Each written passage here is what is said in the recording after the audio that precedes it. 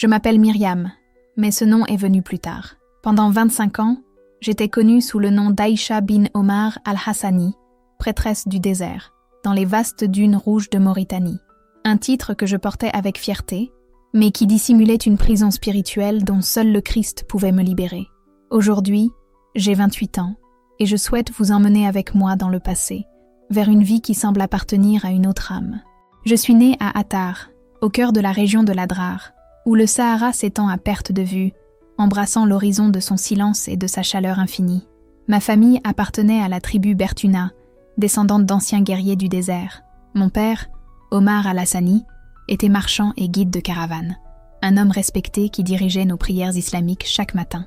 Mais la véritable gardienne de notre histoire secrète était ma grand-mère maternelle, Fatima bint Yusuf. Elle était la matriarche d'une ancienne confrérie de femmes que les habitants du désert appelaient les gardiennes du sable, des prêtresses qui perpétuaient des traditions bien antérieures à l'islam, des rituels ancestraux capables d'invoquer les esprits du désert et les forces de la nature qui, croyons-nous, assuraient notre survie. Aïcha, me disait ma grand-mère en traçant des symboles mystiques dans le sable, les femmes de notre lignée ont été choisies par les esprits il y a 1000 ans. Nous portons dans notre sang le don de communiquer avec l'invisible, d'apporter la pluie en temps de sécheresse, de protéger les caravanes. Ma mère, qui avait été prêtresse, a renoncé à ses dons par amour pour mon père. Ce don s'est transmis par la lignée maternelle, et à 8 ans, je commençais déjà à recevoir la même formation. Ma grand-mère m'a appris à lire les étoiles, à interpréter les vents et à reconnaître les différents types de jaïn à leur chant dans la nuit du désert. Les premières leçons étaient simples: méditer dans le silence des dunes, sentir le souffle de la terre, entendre des voix que nul autre ne pouvait entendre. Avant l'aube, elle m'emmenait dans des lieux sacrés parmi les rochers, où elle brûlait de l'encens et récitait des invocations ancestrales en tamazique. Esprit du vent d'Est, apportez des nuages chargés de pluie, remplissez les puits, protégez nos caravanes, répétait-elle, et je répétais chaque mot, sans saisir la profondeur de ce que je vivais. Notre famille vivait dans une contradiction permanente. Mon père dirigeait la prière du matin avec ferveur, récitant le Coran et enseignant l'unicité d'Allah. Mais l'après-midi, j'étais emmenée au rituel de ma grand-mère. Ce sont des traditions ancestrales, disait-elle. Allah comprend les besoins du désert. Ainsi, ma vie était partagée. Musulmane pratiquante le jour, prêtresse en formation la nuit. Je jeûnais pendant le ramadan, mémorisais des sourates, mais j'apprenais aussi à invoquer des entités que l'islam considérait comme démoniaques. Je croyais que mon âme était bénie, mais en réalité, elle se fragmentait lentement. À l'âge de 12 ans, j'ai vécu ma première véritable manifestation spirituelle. Par une nuit sans lune, ma grand-mère m'emmena près d'un cercle de pierres anciennes, où le sable avait été marqué par des siècles de rituels. Elle prépara le feu rituel, et je sentis une présence froide s'approcher des dunes. Mon corps trembla d'une façon que je n'avais jamais connue. Ma respiration s'accéléra, et soudain une voix qui n'était pas la mienne sortit de ma gorge, parlant un dialecte ancien que je ne reconnaissais pas. L'entité commença à donner des instructions, indiquant à un marchand en quête d'eau souterraine où la trouver. Lorsque la transe prit fin, je m'effondrai, épuisée, et ma grand-mère murmura « Les esprits t'ont choisi, Aïcha. Tu es plus puissante que je ne l'imaginais. Tu seras la prochaine gardienne en chef quand je ne serai plus là. » Ces paroles m'emplirent de fierté, mais aussi d'une profonde crainte. Pour la première fois, je compris que ma vie ne m'appartenait pas, qu'elle était entre les mains de forces que je commençais à peine à comprendre. Les années suivantes furent marquées par une ascension constante dans ma quête de pouvoir spirituel et d'influence sur la tribu. Ma réputation grandit rapidement, d'Attar à Chinguetti, et les marchands des caravanes se dirigeant vers Tombouctou commencèrent à modifier leurs itinéraires pour recevoir ma bénédiction. À 16 ans, lorsque ma grand-mère mourut lors d'une tempête de sable, j'héritai officiellement de sa charge de chef des gardiens du sable. Mon initiation eut lieu à l'huile de Tann, une oasis cachée au cœur de dunes gigantesques. Les 7 prêtresses restantes m'attendaient, le visage teinté de crépuscule, vêtues de robes indigo qui scintillaient sous la lumière des étoiles. Pendant 3 jours, je jeûnais complètement, tandis qu'elles m'enseignaient les secrets les plus profonds, invoquer les grands dieux, maîtriser les tempêtes, faire venir la pluie ou la sécheresse. La nuit dernière, j'ai accompli ma première grande invocation. J'ai tracé d'anciens symboles interdits par l'islam, brûlé des herbes sacrées cueillies en des lieux précis du désert, et tandis que les flammes s'élevaient en spirales impossibles, J'ai eu l'impression de franchir un seuil inconnu, un territoire jamais exploré. Une présence ancestrale est descendue sur moi, me conférant le pouvoir de commander aux forces de la nature, de communiquer avec les êtres invisibles et de lire l'avenir dans les étoiles. Mais ce pouvoir s'accompagnait d'une obscurité qui commença à consumer mon âme. Chaque rituel m'éloignait de la lumière, chaque invocation me plongeait dans un abîme spirituel que je ne reconnaissais pas. Extérieurement, j'étais vénérée. Intérieurement, je ressentais un vide grandissant, une blessure qui semblait impossible à guérir. Ma renommée se répandit comme une traînée de poudre. Des gens parcouraient des centaines de kilomètres pour solliciter mon aide. Des femmes stériles arrivaient les larmes aux yeux, me suppliant d'invoquer les esprits de la fertilité. Les cérémonies nocturnes durèrent jusqu'à l'aube, chaque fois plus intenses, chaque fois plus dangereuses. J'utilisais du sang noir pour tracer des cercles protecteurs. Je brûlais des mélanges d'herbes qui altérèrent ma conscience. Je préparais des amulettes avec du sable béni et des fragments de météorites. Mes invocations fonctionnaient. Des femmes tombèrent enceintes. Des caravanes traversèrent le désert sans incident. Des maladies inexpliquées furent guéries. Mais le prix à payer fut exorbitant. Chaque rituel me vidait de mon corps et de mon âme. Des cauchemars me tourmentaient. Des entités sinistres me poursuivaient à travers des déserts infinis, réclamant des fragments de mon essence. Je maigrissais à vue d'œil, mes cheveux blanchirent prématurément, et mon regard acquit un vide que même ceux qui sollicitaient mon aide ne pouvaient ignorer. Le pouvoir que je désirais tant se transformait en prison. J'essayais de préserver ma foi islamique, mais la contradiction devint insupportable. Pendant la prière du Maghrib, tandis que je répétais « Il n'y a de Dieu qu'Allah », une voix intérieure murmurait les noms des divinités que j'invoquais. C'était comme vivre deux vies opposées dans un même corps, mon âme déchirée par des forces irréconciliables. L'imam du village a commencé à s'inquiéter. Après une prière, il m'a dit « Aïcha, la voie que tu suis n'est pas celle des croyants. Les jaïns sont des êtres trompeurs qui mènent les âmes à la perdition. Abandonne ces pratiques avant qu'il ne soit trop tard. » Ces paroles m'ont profondément marquée. Une partie de moi savait qu'il avait raison. Dans des moments de lucidité, je sentais les ténèbres grandir en moi comme un cancer spirituel. Mais ce pouvoir était addictif, et la responsabilité envers ceux qui dépendèrent de mes services devint une chaîne difficile à briser. Ma vie personnelle s'effondrait. Je me suis mariée 5 fois, mais aucun mariage n'a duré plus de quelques mois. Les hommes, d'abord attirés par ma notoriété, ont fui, terrifiés par les ténèbres qui m'entouraient. Ils faisaient des cauchemars à mon sujet, sentaient des présences maléfiques autour d'eux, entendaient des voix dans des langues qu'ils ne comprenaient pas. « Je ne peux pas vivre comme ça, Aïcha », dit Abdallah, mon 4e mari, les mains tremblantes, en faisant ses valises. « Quand je suis avec toi, j'ai l'impression que mon âme est observée par quelque chose qui ne devrait pas exister. Ce n'est pas la vie qu'Allah avait prévue pour nous. La solitude était devenue ma seule compagne. Je vivais dans une grande maison en pisé, entourée de cours où je cultivais des herbes sacrées, mais les nuits étaient terribles. Quand le désert s'éteignait, je restais éveillée, sentant les présences que j'avais invoquées rôder autour de moi, tels des prédateurs attendant leur dernier sacrifice. Le jour, je maintenais les apparences. Je m'occupais des femmes qui cherchaient de l'aide. Je participais aux prières islamiques et je remplissais mes devoirs envers la communauté. Mais intérieurement, une lutte acharnée faisait rage. La foi héritée de mon père luttait contre les forces obscures que j'avais moi-même attirées dans ma vie. Ce furent des années de déclin spirituel progressif. Mon pouvoir de prêtresse grandissait à la mesure de mon désespoir intérieur. Les entités devenaient de plus en plus audacieuses, se manifestant physiquement lors des rituels, déplaçant des objets sans les toucher, parlant à travers moi d'une voix qui n'était pas la mienne et révélant des secrets que je ne pouvais connaître par des moyens naturels. La communauté me considérait comme une sainte, mais je savais que je me transformais en quelque chose de très différent.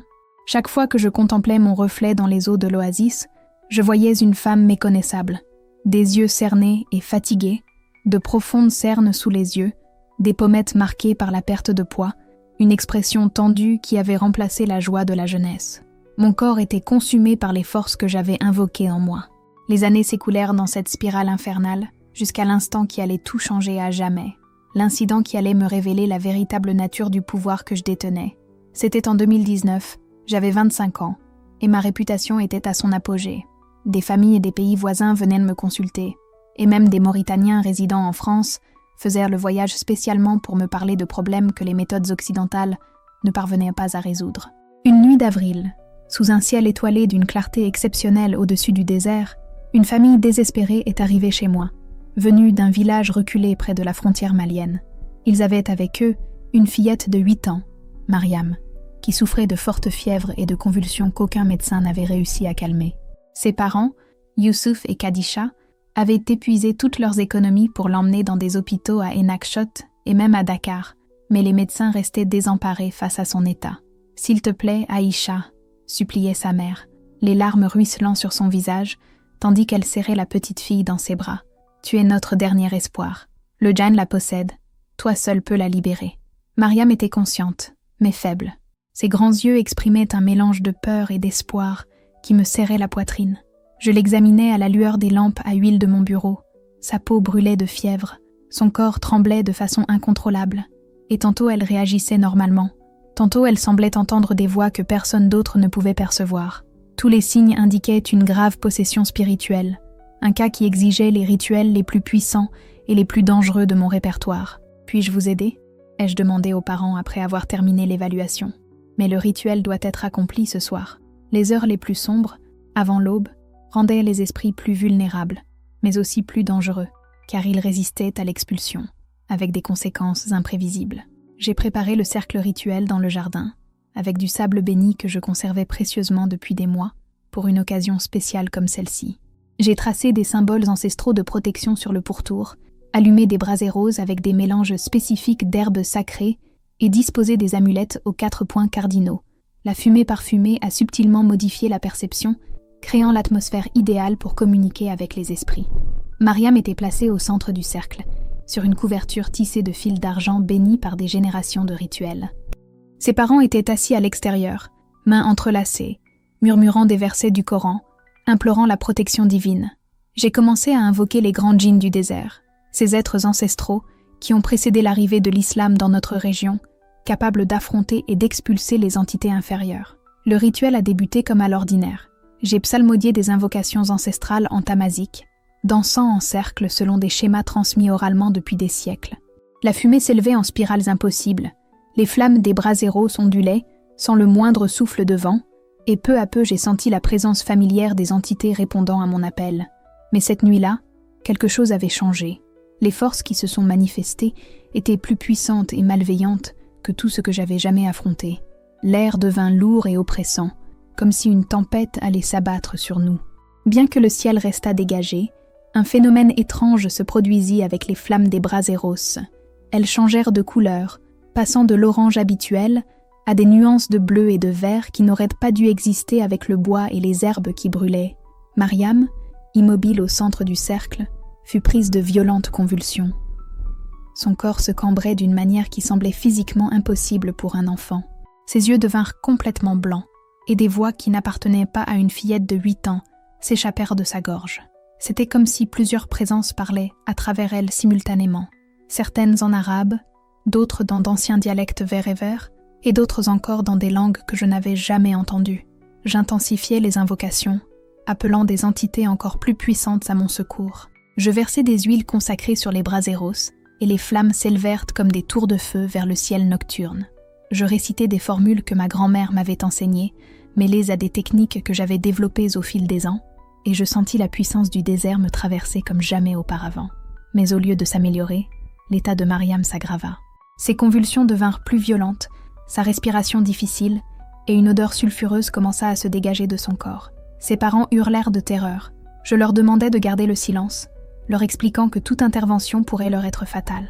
Je savais que j'étais face au moment le plus critique du rituel. Les entités maléfiques luttaient désespérément avant d'être expulsées. Puis, tout s'est produit. Au plus fort des flammes et des invocations, Mariam laissa échapper un cri déchirant, comme surgi d'un autre monde.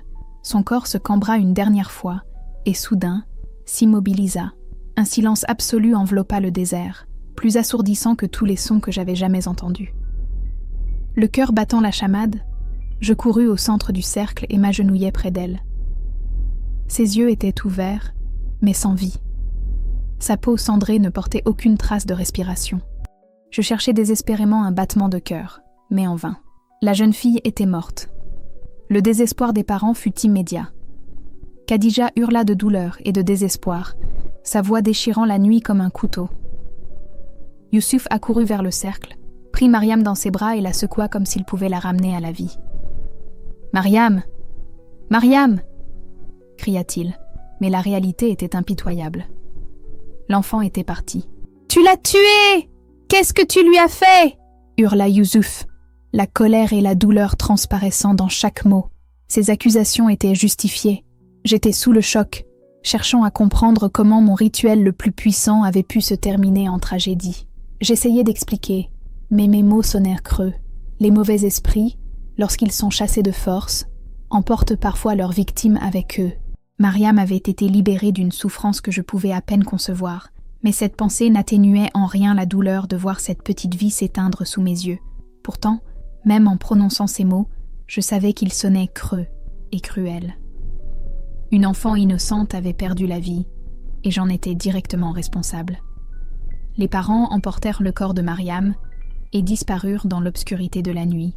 Leurs silhouettes se fondirent dans les dunes comme des fantômes, emportant avec elles non seulement leur fille, mais aussi toute illusion que je pouvais avoir sur la bienveillance du pouvoir que je détenais. Je me tenais seule dans la cour, entourée des vestiges du rituel. Des braséros encore fumants, du sable marqué de symboles ancestraux, l'air saturé du parfum des herbes brûlées. Mais tout avait changé. Pour la première fois, je voyais clairement la véritable nature des forces que j'avais servies pendant des années. Ce n'étaient pas des esprits bienveillants, œuvrant pour l'humanité. C'étaient des entités destructrices qui se nourrissaient de souffrance et de mort. La culpabilité m'envahit comme une avalanche de sable brûlant. Une jeune fille innocente était morte parce que j'avais invoqué des forces que je ne comprenais pas pleinement, parce que j'avais cru à des mensonges ancestraux déguisés en sagesse.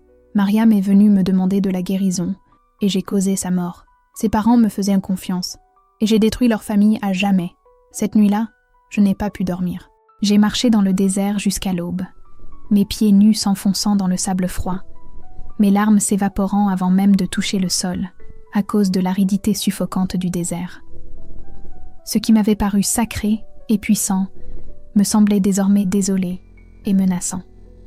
Chaque ombre parmi les dunes semblait dissimuler des présences maléfiques, et chaque souffle de vent résonnait comme le rire cruel des entités que j'avais servies. De retour chez moi, je pris une décision qui, je le savais, changerait ma vie à jamais. J'abandonnerais la confrérie des gardiennes du sable.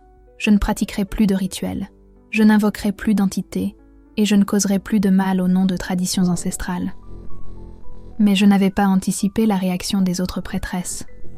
3 jours après l'incident, Sarah, ma cousine et bras droit du clan, est arrivée chez moi. Son visage était marqué par l'inquiétude et l'indignation. « Les sœurs s'inquiètent pour toi », dit-elle d'un ton sévère. « Elles disent que tu as faibli, que tu as perdu foi en nos ancêtres parce que c'était la conséquence d'un tragique accident. » Ai-je tenté d'expliquer. « Ce n'était pas un accident », ai-je répondu d'une voix tremblante mais ferme. C'était la conséquence directe de l'invocation de forces maléfiques. Mariam est morte parce que j'ai ouvert des portes qui n'auraient jamais dû être ouvertes. Je ne peux pas continuer sur cette voie. Sarah me regarda avec un mélange d'incrédulité et de mépris. Tu abandonnes des siècles de traditions familiales pour la perte d'un enfant malade qui serait probablement mort de toute façon. Vas-tu trahir toutes les femmes qui ont perpétué notre héritage pendant des générations ? Ces paroles m'ont profondément marquée. Une partie de moi ressentait encore la force du pouvoir qu'elle avait exercé pendant des années. Mais l'image de Mariam dans ces derniers instants est restée gravée dans ma mémoire, une cicatrice indélébile. Oui, je l'ai finalement déclaré à voix haute. Je renonce à tout. Je ne serai plus un instrument de douleur, ni responsable des souffrances de quiconque. À peine avais-je fini de prononcer ces mots, que je ressentis la réaction immédiate de tous ceux qui m'entouraient. Cette nuit-là, les 7 prêtresses du clan vinrent chez moi. Leurs visages, peints de symboles anciens, leurs voix, unies dans des chants ancestraux, emplirent chaque recoin de la maison d'adobe d'une énergie suffocante. Il m'était impossible de ne pas ressentir le poids de siècles de traditions peser sur moi. La plus âgée, Jalima, une femme de 70 ans dont la voix semblait résonner dans les canyons du désert, me fixait intensément. Tu as rompu ton serment sacré envers les esprits du désert. Tu as trahi la confiance de tes ancêtres. Tu as abandonné ta responsabilité envers la terre et envers notre village. Elle poursuivit en expliquant que, selon les traditions ancestrales, quiconque abandonnait sa fonction de prêtresse s'exposerait à la colère des entités invoquées pendant des années. Ce seraient des cauchemars sans fin, un déclin physique et spirituel constant, jusqu'à ce que ces forces exigent enfin leur dû. Malgré leurs paroles, une force intérieure demeurait inébranlable. Ils affirmèrent que je pouvais obtenir leur pardon en accomplissant un rituel pénitentiel, invoquer les grands esprits du désert, implorer leur pardon pour ma faiblesse et offrir un sacrifice. Mais ces mots me glacèrent le sang. J'avais déjà constaté de visu le pouvoir de ces forces. L'idée de me soumettre à d'autres rituels obscurs me répugnait profondément. Rassemblant tout mon courage, je répondis « Non, je ne pratiquerai plus de rituels. Je n'invoquerai plus d'entités. Je ne ferai de mal à personne. » L'atmosphère autour de moi changea instantanément. Les flammes des lampes vacillèrent, des ombres s'étirèrent sur les murs, et je sentis une présence pesante dans la pièce. Les prêtresses se mirent à psalmodier des chants anciens, comme pour maudire ma décision. « Alors tu en subiras seul les conséquences », dit Sagra d'une voix perçante. Je pouvais l'entendre, comme si le vent le portait. « Ce que tu as laissé derrière toi ne trouvera pas le repos. Ton âme devra en répondre. » Cette nuit-là, les cauchemars commencèrent. Je me voyais perdu dans un désert sans fin, poursuivi par des ombres qui murmuraient mon nom. Je reconnaissais ces voix.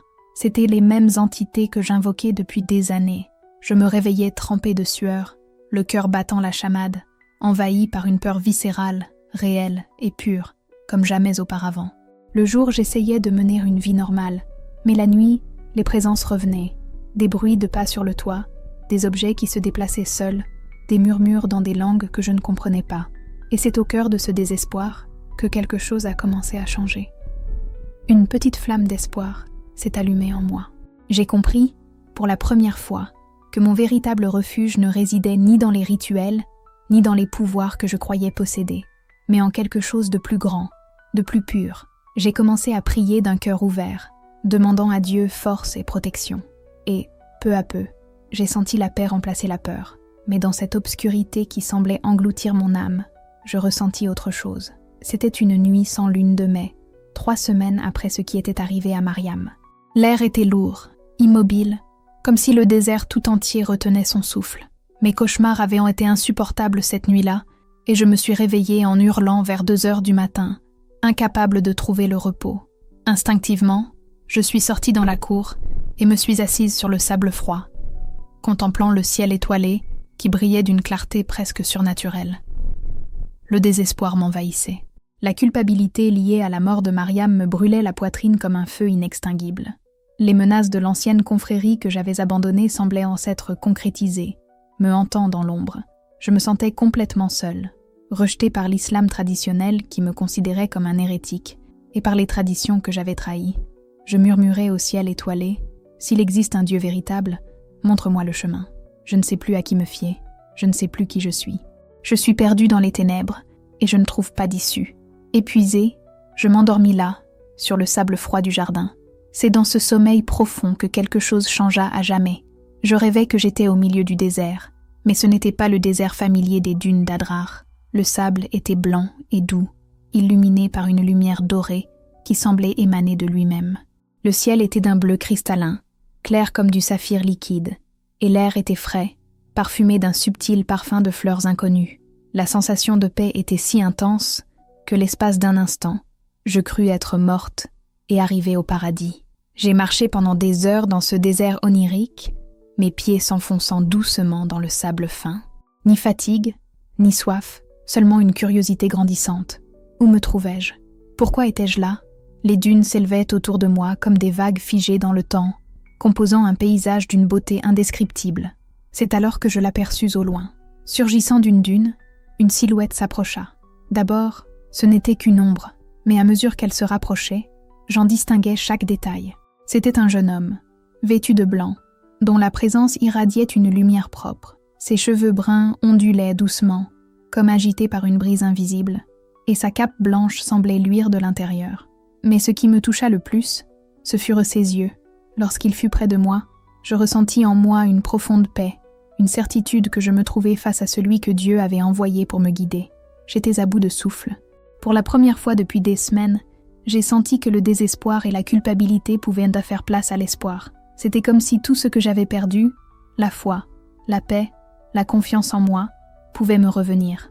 Et à cet instant, j'ai compris que ma vie n'était pas perdue, que Dieu avait encore un plan pour moi, malgré tant de souffrances. Ses yeux étaient comme des océans d'amour, profond et serein, et il me fit pleurer instantanément. Il n'y avait aucun jugement, aucune condamnation pour ce que j'avais fait. Il n'y avait qu'une compassion infinie, capable de voir chaque parcelle brisée de mon âme et de m'aimer malgré tout sans réserve. Quand il parlait, sa voix était comme une eau vive dans le désert, comme une douce musique qui apaise les cœurs les plus tourmentés, comme la première brise du matin après une nuit d'orage. Quand mon nom a résonné sur ses lèvres, je n'ai pu m'empêcher de tomber à genoux sur le sable blanc, submergé par une émotion que je comprenais à peine. « Qui êtes-vous » ai-je murmuré, même si au fond de moi je me doutais déjà de la réponse. « Je suis l'eau vive », a-t-il dit en me tendant la main. « Quiconque boit de l'eau que je donne n'aura plus jamais soif. Cette eau deviendra en lui une source de vie éternelle. » Ces paroles m'ont transpercé l'âme, réveillant un espoir dont j'ignorais même l'existence. À cet instant, j'ai compris. C'était Jésus. Non pas le sage aux connaissances limitées de mes lectures, non pas un simple prophète. Il était le Fils de Dieu, le Sauveur, la présence divine qui emplissait le désert de mon cœur d'amour, de paix et de vie. « Je t'attendais, Aïcha », dit-il en m'aidant à me relever avec une douceur qui contrastait douloureusement avec toutes ces années passées au service des forces obscures. J'ai vu ta souffrance, ta quête, ta douleur pour la petite Mariam. J'ai entendu tes cris dans le silence de la nuit, et c'est pourquoi je suis venue. J'ai fait des choses terribles, ai-je avoué, les larmes ruisselant sur mes joues. J'ai invoqué des esprits maléfiques, j'ai pratiqué la sorcellerie. Je suis responsable de la mort d'un enfant innocent. Je ne mérite pas votre compassion. Jésus sourit, et dans ce sourire, je sentis la culpabilité et la honte se dissiper comme la fumée au vent. « Ma fille, » dit-il, « je suis venu précisément pour ceux qui sont perdus, pour ceux qui souffrent, pour ceux que les ténèbres ont trompés. Il n'y a pas de péché si grand que mon amour ne puisse pardonner. Il n'y a pas d'âme si brisée que je ne puisse la guérir. » Il tendit les mains vers moi, et je pus voir les cicatrices sur ses poignets, luisantes d'une douce lumière dorée. J'ai reçu ces blessures pour toi, Aïcha, pour ta culpabilité, ta douleur, ton besoin de pardon. Je suis mort pour que tu puisses vivre, pour te libérer des chaînes spirituelles qui te retenaient captive depuis tant d'années. Cette révélation m'a frappée comme un coup de foudre. Il ne s'agissait pas seulement du Jésus que je connaissais par les livres ou le Coran, il était le Fils de Dieu, le Sauveur du monde, le seul à avoir payé le prix de mes péchés de son propre sang. Il était l'eau vive que mon âme assoiffée recherchait sans même le savoir. « Comment puis-je être libre ?» demandai-je, la voix étranglée par l'émotion. Les entités que j'ai invoquées disent que mon âme leur appartient. La confrérie insiste sur le fait que je suis à eux. Comment puis-je échapper aux ténèbres dans lesquelles je me suis réfugiée pendant tant d'années ? Jésus me regarda avec autorité et tendresse à la fois. « Ma puissance est plus grande que toutes les forces des ténèbres, » dit-il. Et je sentis les dunes autour de moi vibrer à ces paroles. Lorsque tu me remettras ta vie, lorsque tu m'accepteras comme ton Seigneur et Sauveur, toutes les chaînes spirituelles seront brisées. Les démons que tu as invoqués n'auront plus d'emprise sur toi. Tu seras ma fille, protégée par mon sang, scellée par mon esprit. À cet instant précis, quelque chose en moi s'est brisé et libéré. Pour la première fois depuis des années, j'ai senti que l'espoir n'était pas seulement possible, mais bien réel, et qu'il était là, juste devant moi. L'air autour de nous se mit à luire d'une lumière dorée qui s'intensifiait à chaque instant, enveloppant tout comme si le ciel lui-même était descendu sur terre. Une présence puissante et bienveillante emplissait l'espace, si différente des forces obscures que je connaissais, qu'elle semblait comparer la lumière du soleil à la flamme d'une simple bougie. « Que dois-je faire ?» ai-je demandé, le cœur battant la chamade d'anticipation et de peur à la fois. « Donne-moi ton cœur », répondit-il avec une simplicité qui semblait porter le poids de l'univers. « Renonce aux pratiques qui t'ont asservi. Accepte mon sacrifice pour tes péchés et suis-moi. Je te donnerai une vie nouvelle, un but nouveau, une identité nouvelle. Tu ne seras plus Aïcha, la prêtresse du désert. Tu seras mienne, ma fille bien-aimée, conclut-il, et chaque mot résonna en moi avec une force qui me fit trembler. Libre de m'adorer en esprit et en vérité, sans hésiter un seul instant, je me suis agenouillée sur le sable blanc, ouvrant mon cœur à lui. « Jésus », ai-je prié, sentant chaque mot qui sortait de ma bouche, comme s'il était gravé dans l'éternité. « J'accepte ton sacrifice pour mes péchés. Je renonce à toute pratique de sorcellerie, à toute invocation démoniaque, à toutes les ténèbres qui ont dominé ma vie. Je t'accepte comme mon Seigneur et Sauveur. Transforme ma vie, purifie-moi, rends-moi une nouvelle âme. » À l'instant même où j'ai prononcé ces mots, une explosion de lumière dorée m'a complètement enveloppée. J'ai senti les chaînes invisibles qui retenaient mon âme depuis des années se briser dans un claquement sec, comme du verre qui se brise. Les présences malveillantes qui m'avaient hantée ont disparu, remplacées par une paix si profonde qu'elle emplissait chaque fibre de mon être. « Maintenant tu es libre », déclara Jésus, sa voix résonnant d'une puissance divine. « Les forces qui te tourmentaient n'ont plus d'emprise sur toi. Tu es ma fille, rachetée par mon sang, scellée pour l'éternité. Va et vis dans la liberté que je t'ai donnée. » La lumière s'intensifia, jusqu'à ce que tout autour de moi devienne blanc, et je me suis réveillée dans mon jardin. Tout avait changé. L'oppression spirituelle qui m'avait consumée pendant des semaines avait disparu. Les ombres et les présences maléfiques s'étaient évanouies. Pour la première fois depuis des années, j'ai ressenti une paix véritable. Je me suis relevée du sable avec une énergie renouvelée, une vitalité que je n'avais plus éprouvée depuis ma jeunesse. L'air du désert semblait plus pur, les étoiles brillaient davantage, et mon cœur débordait d'une joie inexplicable. J'ai su, à cet instant précis, que ma vie avait basculé. J'étais libérée d'années de captivité spirituelle par la puissance de Jésus-Christ. Mais je comprenais aussi que cette foi nouvelle me coûterait tout ce que je connaissais. En Mauritanie, société majoritairement musulmane, se convertir au christianisme était non seulement considéré comme une apostasie, mais aussi comme une trahison culturelle. Les conséquences seraient graves et immédiates. Dans les jours qui suivirent, je gardais mon expérience secrète, digérant en silence ce qui s'était passé. Je cessai tout rituel et toute invocation, ce que la communauté attribua d'abord au traumatisme de l'incident avec Mariam. Lorsque l'on me proposait mes services d'ancienne prêtresse, je répondais poliment que je ne pratiquais plus ces traditions. C'est durant cette période de transition calme et introspective que j'ai rencontré Sarah, une assistante humanitaire britannique. Elle avait lancé un projet de création de liens empreints d'amour et m'a abordé avec un calme et une attention qui reflétaient la même paix que je ressentais alors dans mon cœur. Sarah participait à un projet de forage de puits pour des communautés isolées. Cette femme d'une quarantaine d'années, aux cheveux blonds toujours tirés en queue de cheval, avait des yeux bleus d'une rare bonté. Elle travaillait pour une ONG qui avait installé un bureau temporaire dans notre ville. Notre première rencontre semblait anodine, mais j'ai vite compris qu'il n'en était rien. J'étais au marché du coin pour faire mes courses quand je l'ai vue peiner à communiquer avec un vendeur de légumes. Son arabe rudimentaire rendait la conversation difficile. L'idée de lui venir en aide m'est venue instinctivement. La gratitude dans ses yeux était immédiate et sincère. « Merci pour votre aide », dit-elle en arabe, d'une voix certes imparfaite, mais parfaitement compréhensible. « Je m'appelle Sarah Williams. Pourriez-vous me recommander un endroit où je pourrais mieux apprendre la langue ? Mon travail ici serait plus efficace si je pouvais communiquer correctement. » J'ai perçu chez elle une chaleur et une familiarité qui m'ont rassurée, et sans hésiter, je lui ai proposé de lui donner des cours. Nous avons commencé à nous rencontrer 3 fois par semaine dans un petit café du centre d'Attar. Je lui apprenais l'arabe conversationnel, tandis qu'elle me racontait sa vie en Angleterre et son travail humanitaire. Peu à peu, j'ai appris à connaître Sarah, au-delà de ce que nos rencontres laissaient entrevoir. Elle était chrétienne, un détail qu'elle évoquait naturellement, expliquant ainsi pourquoi elle ne buvait pas d'alcool. Mais il n'y avait aucune imposition dans ses paroles. Elle vivait sa foi simplement, avec naturel, joie et sérénité, une foi qui m'intriguait et m'attirait à la fois. « Pourquoi avez-vous décidé de venir travailler ici ?» ai-je demandé un après-midi, en sirotant un thé à la menthe à l'ombre d'un auvent. « Parce que je sens que Dieu m'a appelé à servir les personnes qui ont besoin d'eau potable, » répondit-elle simplement. Jésus a dit qu'il est l'eau vive, et je crois qu'en fournissant de l'eau, je peux aussi partager l'eau spirituelle qu'il offre.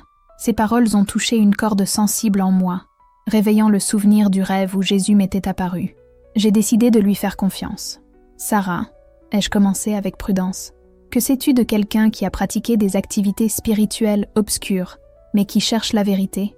Elle me regarda avec attention et compassion, sans jugement. « Je crois que Jésus est venu précisément pour ces gens-là, » dit-elle. « Il a le pouvoir de libérer quiconque des ténèbres spirituelles, aussi profondes soient-elles. » J'ai pris une profonde inspiration et j'ai raconté une version abrégée de mon histoire, mon passé de prêtresse, l'incident avec Mariam, le désespoir et le rêve où Jésus s'est révélé comme l'eau vive. Sarah écoutait en silence, les yeux peu à peu remplis de larmes de compassion. Quand j'eus terminé, elle me toucha doucement le bras et dit « Ce que tu décris ressemble à une véritable rencontre avec Jésus-Christ. Il est véritablement l'eau vive. Si tu lui as remis ta vie, alors tu es sa fille. Aimerais-tu maintenant en apprendre davantage sur lui ?» J'ai hoché la tête. partagée entre la peur, l'espoir et le soulagement. Pour la première fois depuis longtemps, j'ai eu le sentiment de ne pas être seule dans cette aventure. J'étais fou de joie, comme quelqu'un qui, après des années de soif, trouve enfin une source d'eau fraîche. Le lendemain, Sarah m'apporta un cadeau qui allait changer ma vie à jamais. Un Nouveau Testament en arabe. Ce livre contient les enseignements directs de Jésus, expliqua-t-elle en me tendant soigneusement le volume. Petit, mais profond. Il vous aidera à mieux le connaître et à comprendre ce que signifie le suivre. Mais choisissez bien à qui vous le confiez. Je sais que la conversion au christianisme n'est pas toujours facile. J'ai pris le livre d'une main tremblante, ressentant son poids non seulement physiquement, mais aussi spirituellement. Il était relié en cuir brun souple, avec des lettres dorées sur la couverture, et lorsque je l'ai ouvert, l'arôme du papier neuf et de l'encre fraîche m'a enveloppée. Les pages bruissaient doucement sous mes doigts, comme si elles murmuraient quelque chose que mon cœur aspirait à entendre. Ce soir-là, dans le silence de la maison, j'ouvris le Nouveau Testament et commençai à lire. Je commençai par l'Évangile selon Jean, et les premiers mots me frappèrent comme un éclair. Au commencement était la parole, et la parole était avec Dieu, et la parole était Dieu. Cette affirmation était si différente de tout ce que j'avais appris sur Jésus dans le Coran, que j'ai d'abord éprouvé une certaine résistance. Pourtant, à mesure que je poursuivais ma lecture, les mots semblaient reprendre vie. Chaque verset concernant Jésus, l'eau vive, la lumière du monde, le chemin, la vérité et la vie, résonnait profondément avec mon rêve. J'ai lu pendant des heures, complètement absorbée, sans voir le temps passer. Les enseignements de Jésus, ses paraboles sur l'amour, le pardon et la rédemption, ont touché des pans de mon âme blessée depuis des années. Ses promesses de paix et de liberté spirituelle ont confirmé ce que je ressentais depuis ma rencontre en rêve. Mais la réalité m'a rappelé le danger. Posséder ce livre en Mauritanie était risqué. Se convertir de l'islam au christianisme était non seulement socialement répréhensible, mais aussi interdit par la loi. Si quelqu'un découvrait le Nouveau Testament, les conséquences pourraient être graves. J'ai décidé de le cacher. Derrière ma maison, près du puits, une formation rocheuse formait une petite grotte naturelle. J'ai enveloppé le livre dans plusieurs couches de tissu imperméable et l'ai soigneusement enterré sous une grosse pierre à l'intérieur de la grotte, en marquant l'endroit par des signes discrets que moi seul connaissais. Chaque soir, une fois la ville apaisée, je me rendais à la grotte chercher le livre. À la lueur d'une petite lanterne, je dévorais les paroles de Jésus comme quelqu'un qui aurait jeûné pendant des mois. Les évangiles devinrent mon refuge spirituel, l'espace sacré où je pouvais communier avec celui qui m'avait libéré d'années d'esclavage démoniaque. L'amour inconditionnel qu'il révélait contrastait fortement avec tout ce que j'avais connu dans les pratiques spirituelles anciennes. Là, dans le silence du désert, j'ai découvert non seulement des enseignements, mais une présence vivante qui a comblé tous les vides de mon âme. Avant, ma vie était empreinte de peur et de pratiques spirituelles oppressives. Chaque rituel semblait exiger toujours plus de sacrifices, plus de contrôle, plus d'obéissance aveugle. Mais quand j'ai rencontré Jésus, tout a changé. J'ai découvert que l'amour de Dieu ne dépend ni des efforts ni des mérites. C'est un don gratuit. Je n'avais plus besoin de chercher à plaire à des entités ou d'accomplir des rituels complexes pour ressentir sa présence. Il a fait le sacrifice ultime pour moi, et cela a transformé mon âme. Pendant des mois, j'ai mené une double vie. Le jour, j'assistais aux prières à la mosquée, conservant l'apparence d'une musulmane pratiquante. La nuit, je cherchais secrètement Jésus, caché dans ma petite grotte derrière la maison. Je mémorisais des passages du Nouveau Testament, absorbant chaque mot comme une goutte d'eau pour mon âme assoiffée. Chaque verset me donnait force, paix et espoir, même si personne ne le savait. Mais malgré tous mes efforts pour garder mon secret, de profonds changements ont commencé à se manifester en moi. Ma cousine Sarah l'a remarqué la première. Elle a commencé à me rendre visite à l'improviste, observant mes gestes et mes paroles. « Aïcha, quelque chose a changé en toi. Tu ne suis plus les anciens rituels, et il y a une lueur dans tes yeux que je n'avais jamais vue auparavant. Que se passe-t-il » J'essayais d'esquiver la question avec des réponses vagues, parlant de réflexion et de douleur après l'incident avec Mariam. Mais Sarah ne se contentait pas d'explications superficielles. Elle venait de plus en plus souvent, attentive, presque comme un faucon, attendant que je lui révèle la vérité. La confrontation finale eut lieu une nuit de novembre. J'étais seule dans ma cachette, plongée dans le sermon sur la montagne, quand j'entendis des pas s'approcher. J'éteignis ma lampe torche et tentai de cacher le livre, mais il était trop tard. Sarah était sur le seuil, une lampe à la main. La lumière de la flamme éclairait son visage, et son regard se posa aussitôt sur le Nouveau Testament que je tenais. « Alors c'est la fin ?» dit-elle, la voix empreinte de déception et de colère. « Tu es devenu un apostate. Tu as trahi l'islam, notre famille, nos traditions, tout ce que nous sommes. C'était indéniable. Le cœur battant la chamade, j'ai admis, oui, j'ai trouvé la vérité en Jésus-Christ. Il est l'eau vive que mon âme cherchait depuis des années. » Elle a reculé, comme si elle avait entendu l'impensable. « Sais-tu ce que cela signifie? Toute notre communauté te rejettera. Les conséquences seront terribles. » J'ai pris une profonde inspiration, ressentant la paix que lui seul peut donner. Je sais, mais je ne peux plus vivre dans le mensonge. J'ai fait l'expérience de l'amour du Christ. J'ai été libérée par sa puissance. Je ne peux le nier. Sarah secoua la tête, incrédule. Tu as jusqu'à demain midi pour renoncer à cette folie et brûler ce livre. Sinon, je dénoncerai ton apostasie aux autorités tribales et religieuses. Les conséquences seront graves. À cet instant, je savais que ma foi aurait un prix. Mais je comprenais aussi quelque chose d'encore plus grand. L'amour de Jésus est sans limite. Il ne m'abandonnerait pas, même si le monde entier me rejetait. Et à cet instant précis, même face au danger, j'ai ressenti un courage insoupçonné, le courage d'être vraiment libre. « Aïcha, tu ne peux pas rester en Mauritanie. » Les mots de Sarah résonnèrent longtemps après son départ, me laissant seule dans la grotte avec mon Nouveau Testament et un poids immense sur les épaules. Pour la première fois, je me trouvais face à un choix qui allait définir toute ma vie. Je pouvais abandonner ma foi naissante, brûler le livre et me conformer à nouveau aux apparences. Mais cela signifierait retourner à un vide spirituel que je ne pouvais plus supporter, où je pouvais rester ferme en Jésus, même en sachant que les conséquences seraient dures, voire dangereuses. J'ai passé la nuit à marcher dans le désert, sous un ciel étoilé, confiant mes peurs et mes doutes à Jésus. Chaque pas sur le sable froid était accompagné de prières et de supplications. Au fond de mon cœur, je savais que le choix était fait. J'avais goûté à l'eau vive. J'avais ressenti la liberté que seul le Christ offre.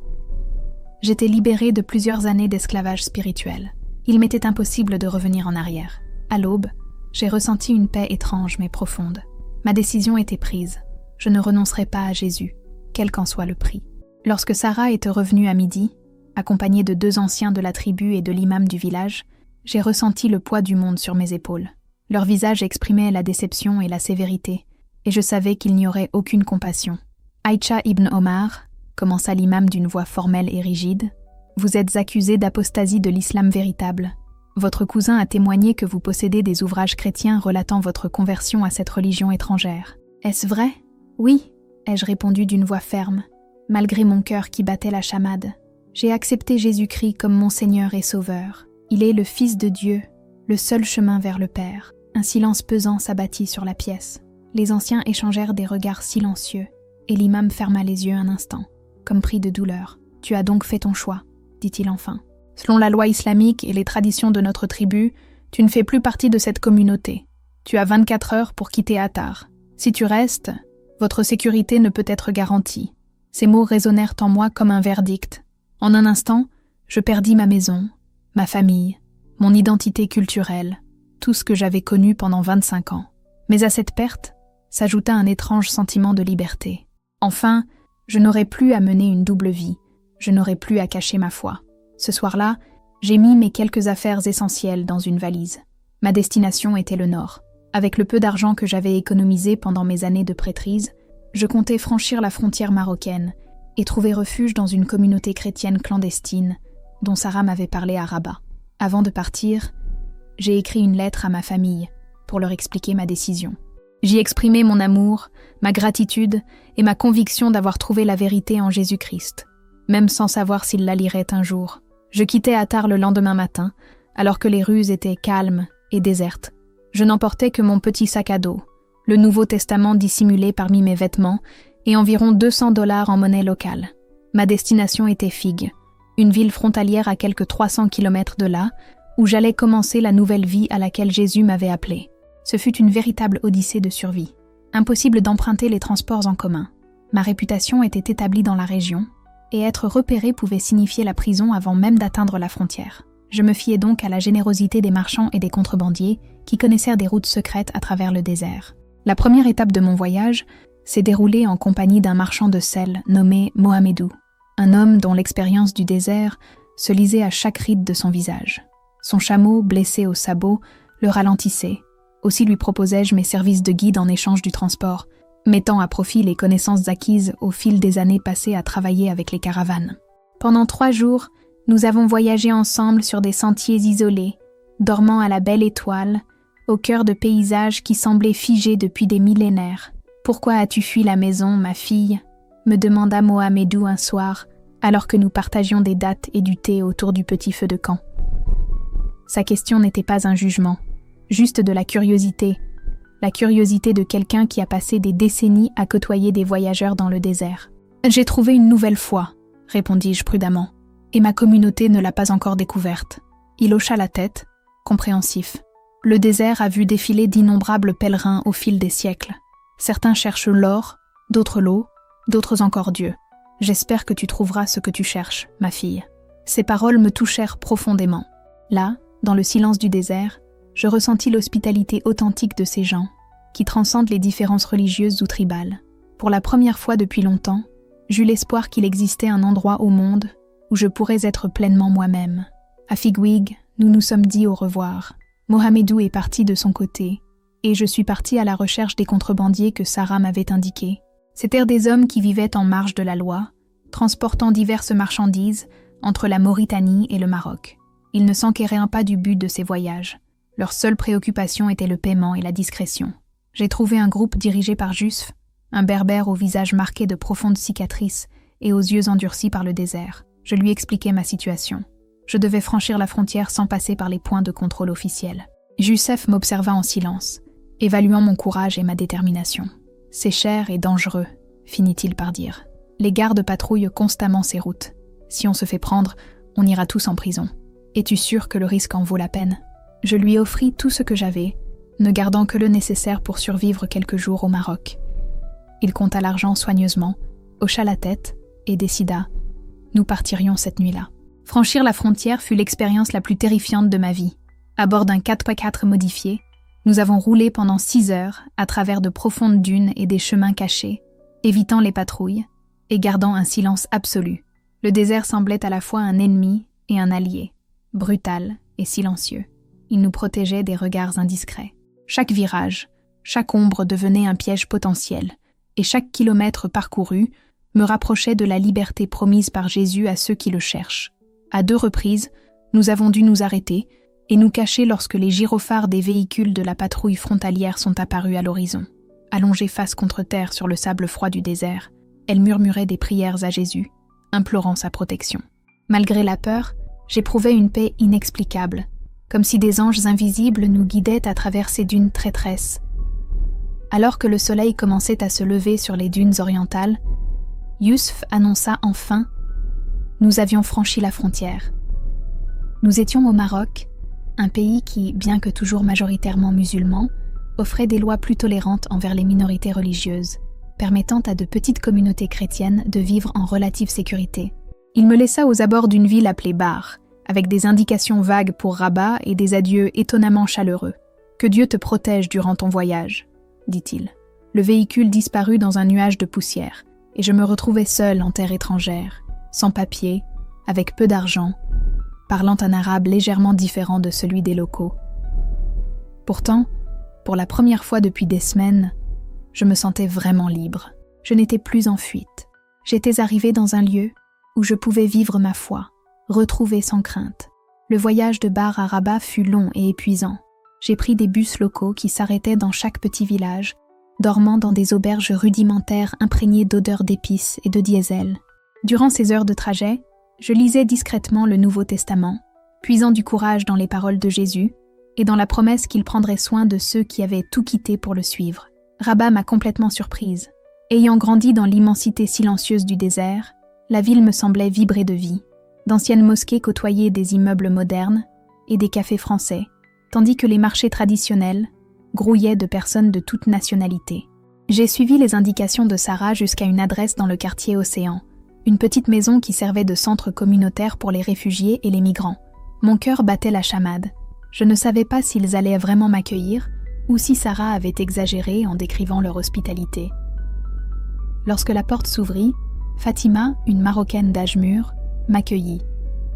Ironie du sort, elle portait le même nom que ma grand-mère, convertie au christianisme des années auparavant. Les larmes lui montèrent aux yeux, tandis qu'elle écoutait mon histoire, et elle me serra dans ses bras comme une fille perdue de vue, retrouvant son foyer après une longue absence. « Ma sœur, dit-elle, la voix étranglée par l'émotion, nous savons exactement ce dont tu as besoin en ce moment. » Dans cette étreinte, pour la première fois, j'ai compris que je n'étais plus seule. J'étais partie, certes, mais j'étais aussi arrivée dans un lieu sûr. Et, pour la première fois, je pouvais pleinement vivre la foi que Jésus avait semée dans mon cœur. Beaucoup d'entre nous ont traversé des épreuves douloureuses, des pertes et des peurs, mais aussi la glorieuse liberté du Christ. Ici, tu es en sécurité. Les paroles de Fatima résonnaient en moi. La communauté chrétienne clandestine de Rabat était petite, mais extraordinairement unie. Une 50aine de personnes, d'horizons divers, formaient cette famille. Certains étaient des convertis de l'islam, comme moi. D'autres étaient des chrétiens de 2e ou 3e génération, dont les familles avaient caché leur foi pendant des décennies. Et il y avait des expatriés d'Afrique subsaharienne, en quête de sécurité et d'une vie nouvelle. À mon arrivée au Maroc, je ne cherchais que de quoi survivre et des perspectives d'avenir. Mais j'y ai trouvé bien plus. J'ai reçu une chambre simple mais propre au centre communautaire, des repas réguliers et surtout, une famille spirituelle qui comprenait à la fois ma joie d'avoir trouvé le Christ et la douleur d'avoir perdu ma famille biologique. Pour la première fois depuis ma conversion, j'ai pu adorer Jésus ouvertement, chanter des hymnes en arabe et prier sans crainte. Pourtant, je vivais comme une réfugiée sans papier, sous le regard constant du destin et de la loi. Les difficultés étaient quotidiennes. Je ne pouvais pas travailler légalement. Je n'avais pas accès aux services médicaux officiels et je risquais l'expulsion si les autorités découvraient de ma situation. La communauté m'a aidé à trouver un emploi informel comme employé de maison chez des expatriés, mal payés, mais suffisant pour subvenir à mes besoins. Dans les mois qui ont suivi, ma foi s'est épanouie d'une manière que je n'aurais jamais imaginée. J'ai participé à des études bibliques et à des réunions hebdomadaires où nous dévorions les Écritures avec la même ferveur que ceux qui ont tout risqué pour le Christ. J'ai appris l'histoire du christianisme, celle des martyrs qui ont donné leur vie pour l'Évangile et la riche tradition de la foi, qui faisait désormais partie intégrante de mon héritage spirituel. 6 mois après mon arrivée à Rabat, je me sentais prête à franchir une étape décisive, le baptême public. La cérémonie eut lieu dans une maison privée, dans une petite piscine aménagée spécialement pour l'occasion. Accomplir un rite chrétien, quel qu'il soit, comportait un risque, mais la communauté comprenait l'importance de célébrer mon engagement envers Jésus. Immergée dans l'eau, je sentis toutes les chaînes de mon passé se briser. J'en suis ressortie non seulement comme une nouvelle chrétienne, mais comme une personne nouvelle, avec une identité renouvelée. Le chef de la communauté déclara « Je te baptise au nom du Père, du Fils et du Saint-Esprit. De même que l'eau a coulé sur ton visage, ta vie ancienne est passée. Toutes choses sont devenues nouvelles. » À ces mots, mon cœur se remplit de paix et d'espoir. Je n'étais plus Aïcha, la prêtresse du désert. Désormais, j'étais Aïcha, une fille de Dieu, libre et aimée. Mais je savais que le Maroc n'était qu'une étape temporaire.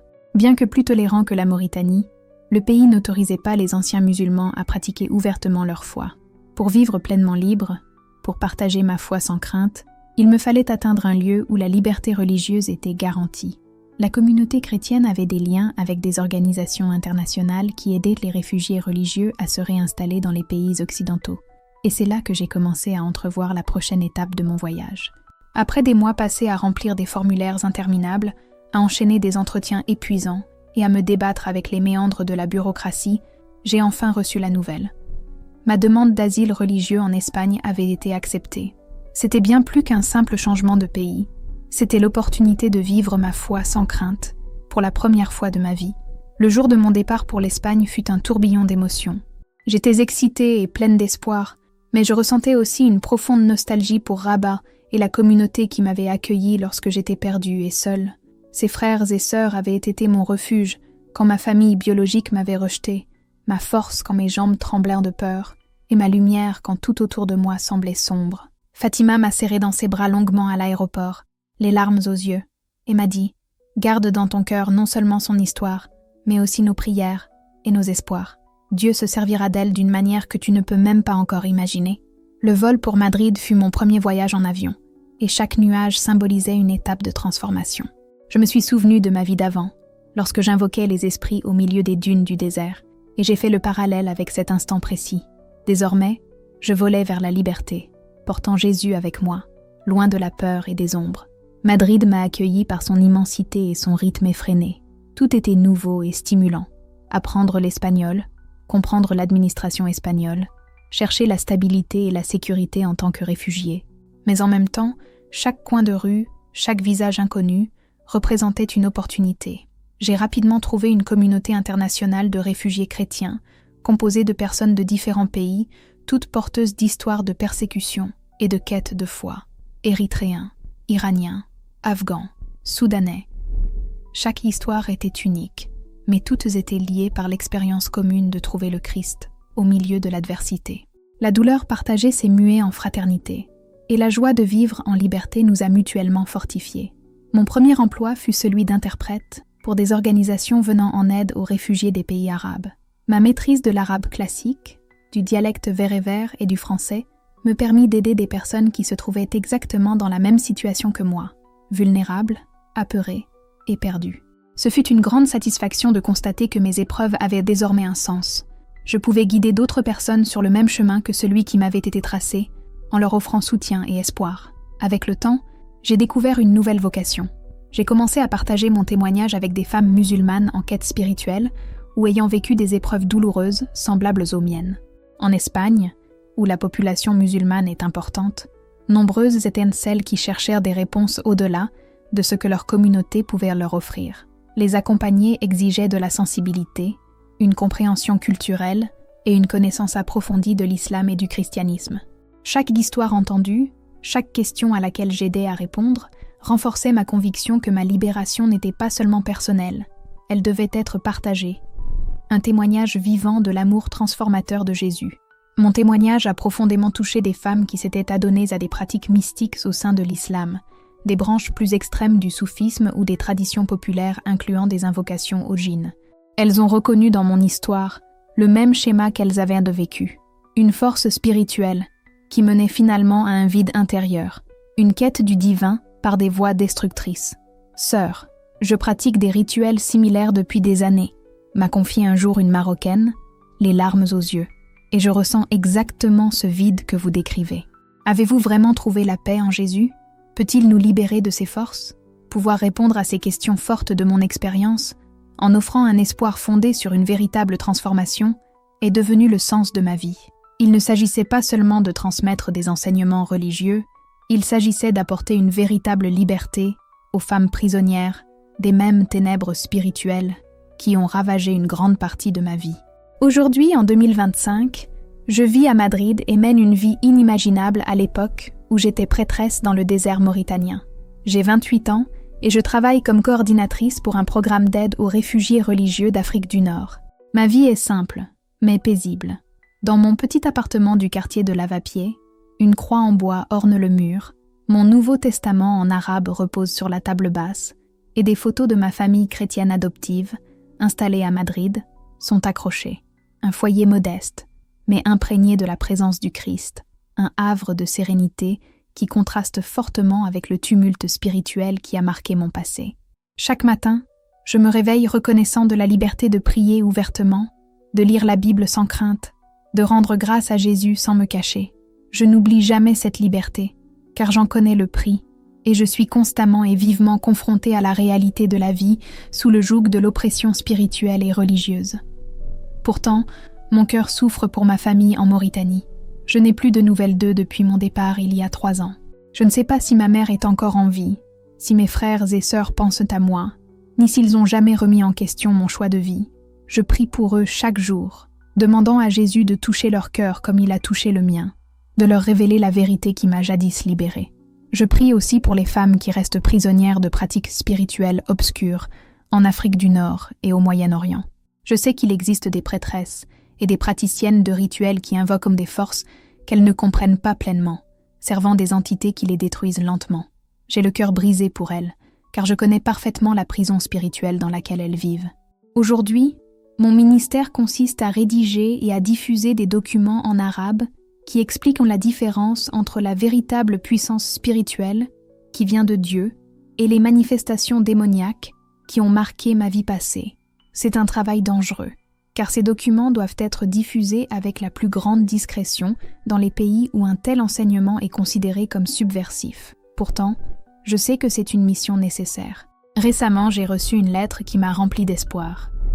J'ai récemment reçu une lettre d'une Algérienne qui avait trouvé l'une de mes brochures sur la libération spirituelle en Christ. Elle racontait avoir pratiqué des rituels semblables aux miens, éprouvé le même vide et le même désespoir, mais qu'après avoir lu mon témoignage, elle avait décidé de donner sa vie à Jésus. Myriam écrivait avec soin en arabe, détaillant chaque étape de sa transformation. Son histoire m'a profondément touchée et m'a rappelé qu'il y a toujours de l'espoir, même pour ceux qui ont été profondément plongés dans les ténèbres. Des lettres comme la sienne me font comprendre pourquoi il valait la peine de tout perdre pour suivre le Christ. Chaque âme qui trouve la liberté grâce à mon témoignage justifie chaque instant de souffrance, chaque perte, chaque sacrifice. C'est ce qui donne un sens à ma vie. Savoir que Dieu peut se servir de mon histoire pour sauver d'autres personnes. Jésus m'a arraché au désert physique et spirituel de la Mauritanie et m'a conduite vers cette nouvelle vie en Espagne.